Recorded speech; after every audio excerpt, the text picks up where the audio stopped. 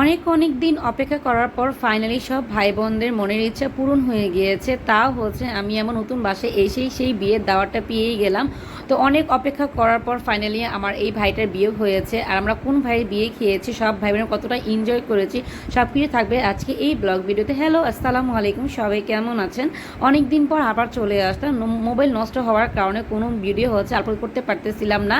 তো নতুন বাসায় এসেই বিয়ের দাওয়াতটা পেয়ে গেলাম। আর সেই দাওয়াতটা হচ্ছে আমার ছোট্ট ফুপির ছোট ছেলের বিয়ের অনুষ্ঠান ছিল। তো ফুপতো বোন ফোনে বললো যে তারা নাকি হলুদের স্ত্রীর সামনে কিছু খাবার আইটেমে রাখবো। তো যে ভাবনা সেই কাজই করলাম। তো ছোটো ছোটো সিঙ্গারা বানিয়ে সব কিছু রেডি রেডি করে ফ্রেশ ট্রেশ হয়ে এখন হচ্ছে হলুদের জন্য রেডি হয়ে যাব। তো এই তো আমি গোছল করে রেডি হয়ে গিয়েছে, আর আমি এখন ঝটপট করে হলুদের জন্য রেডিও হয়ে গেলাম।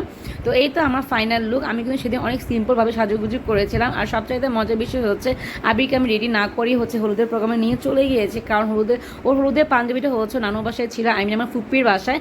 যখনই বের হবো তখনই দেখলাম যে ঝুম বৃষ্টি শুরু হয়ে গিয়েছে। আমি কোথাও যাব আর কোনো প্রবলেম তাকিয়ে হয়, তার মধ্যে ফুপতো বোন তো বারবার ফোনের উপরে ফোন দিয়েই যাচ্ছে। তো কি আর করার, এই কাদাটা পাড়িয়ে হচ্ছে ফুপ্পির বাসায় চলে আসলাম।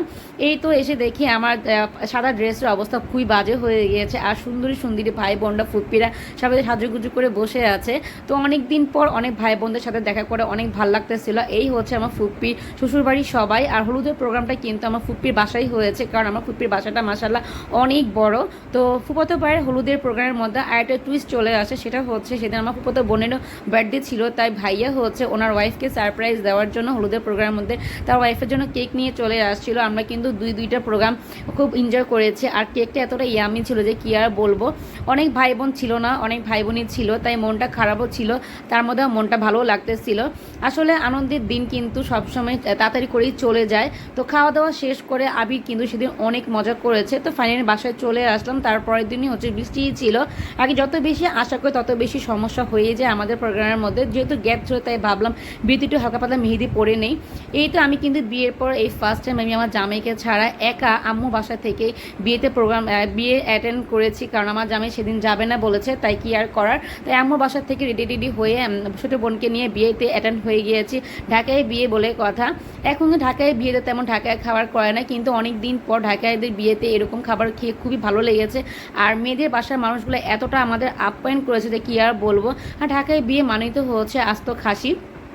খাসিটা কিন্তু খুবই ভালো লাগতেছিল। তো খাওয়া দাওয়া শেষ করে হচ্ছে এখন বিদায়ের পালা। প্রতিটা মেয়েরই হচ্ছে সবচেয়ে কঠিন সময় হচ্ছে এই বিদায়ের মুহূর্তটা, কত যে কষ্ট হয় এই বিদায়টা নেওয়ার সময়। তো বউকে তো কান্নাকাটি করে নিজের শ্বশুর বাসায় নিয়ে চলে আসছি। আর এখানে তো আমরা সবাই অনেক আনন্দ করেছি। বউকে বাসর করে দিয়ে ভোর 5:30 বাজে বাসায় চলে আসে। আবিকে ঘুম পাড়ানোর পরে আমি এখানে ফ্রেশ ট্রেশ হয়ে নিয়েছি। এই দুইটা দিন খুবই ভালো লেগেছে, আর অনেক আপুদের মিস করেছি। তো তোমার সাথে কিছু ভিডিও ছবিও শেয়ার করলাম। ইনশাআল্লাহ আজকে তোমার সাথে সব ভিডিওই শেয়ার করব। আল্লাহ।